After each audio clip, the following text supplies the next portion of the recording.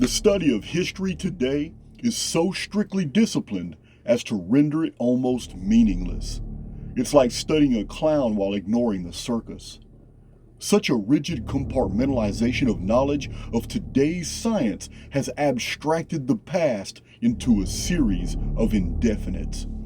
The once unified histories of our world are now so tangled that seemingly disparate realities are no longer recognized as orders within the same series of events.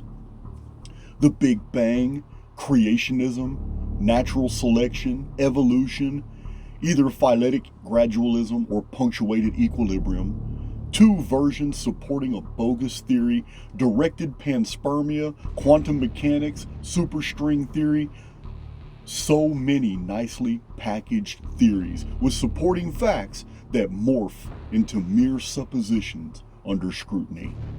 All of them wrong. Victims of the Heisenberg uncertainty principle, Murphy's Law, or the occasional maverick genius. We are condemned to exult in feigned intelligence, to construct beliefs from the wisps of phenomena, causes unknown. Scientists and religionists locked in combat with facts as amorphous as fictions, both victims of a programming designed to delude. The astronomer envisions galaxies beyond sight as the faithful hope in an even more distant heaven. Both are in error. The truth lies in none of these. Prisoners of a nightmare in disguise, the truth is astonishing. I present to you a disturbing idea, a new theory that does not practice exclusions in its effort to be persuasive, a sort of unified field theory of calendrics. Uncomfortable information, but not overwhelming, not without its use. But theories require thinkers, those rare individuals with the acuity to assess an idea's viability to perceive its merit. The world is full of critics, those unimaginative deniers whose distrust of the unconventional serves only to impede real investigation. The earnest searcher in reading my books, my research, my blogs, listening to my videos would do well to intellectually disengage from any preconceived notions. Paradigms are products of our programming, intricate veils designed to conceal more than they convey. Only by choosing to look more closely will we begin to see the cracks in the holosphere. My expertise is chronology. Anyone who has examined my 510-page Chronicon can easily see that I have spent 2 decades reading and data mining over 1,300 nonfiction books. 10,000 plus hours studying the annals of antiquity has guided me to a most startling revelation. The records of the distant past were originally 3 separate chronologies. These events covering 2 timelines were of human provenance, but the third is imposed from somewhere else. I serve to disentangle these histories, identify their participants, and expose, remove, and explain the misinformation manufactured to hide historical chronology from modern discovery. Relative dating methods are all heavily dependent upon a number of assumptions, whether they be radiocarbon dating, potassium-argon, thermal luminescence, thermal ionization, mass spectrometry, dendrochronology, or ice core drilling. Such methods produce, at best, only approximates. But today, we have a much more reliable way of dating ancient historical events, one that science has virtually ignored.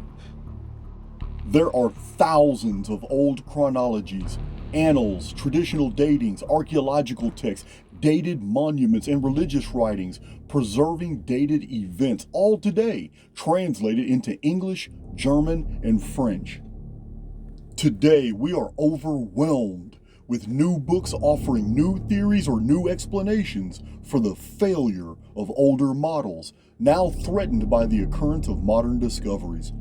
Scores of variant historical models, all supported by convincing cherry-picked data, has done nothing but engender confusion and promote a vast knowledge gulf, with the majority of even the learned knowing nothing at all about the astonishing events of the ancient world. A novel idea is introduced, and again, the curious public is left with more questions than answers.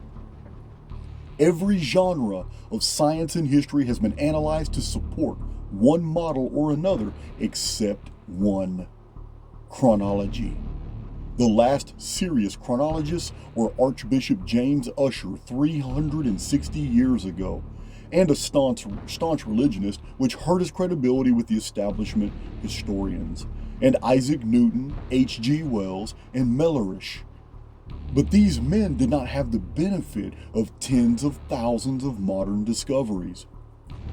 Our prestigious universities would never deign to acknowledge the importance of so meticulous a study, because it is the opinion of academics today to assume that our predecessors were simpletons, unable to accurately record observed events, even when two different peoples from opposing hemispheres, written in different languages, reported the exact same events and dated them at the exact same time on opposite coasts of the Atlantic Ocean. Anti-establishment historians tend to be an unpopular lot, and my own works will undoubtedly serve to reinforce this attitude by those who have published garbage adorned as history. It is my intent to make enemies, to topple their cherished pillars, to silence those charlatans who have sold their fictions off as facts. My mission is to educate those willing to know.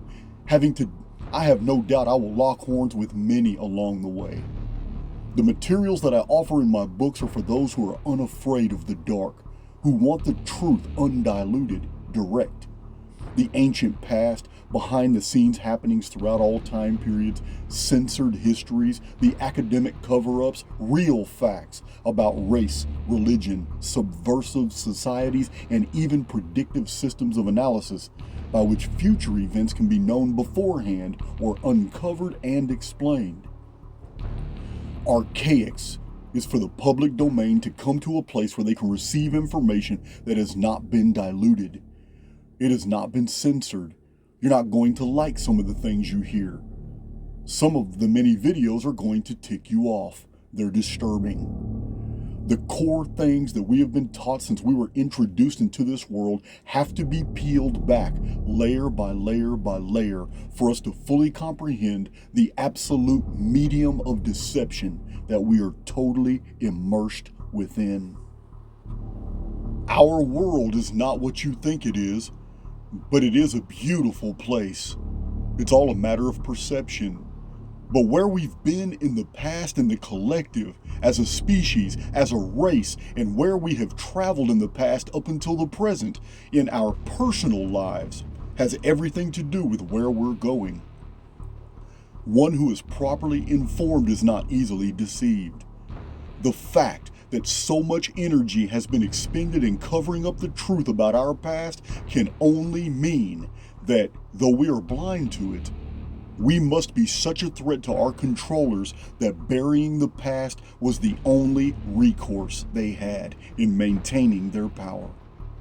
Or, said another way, we are more than we suppose ourselves to be.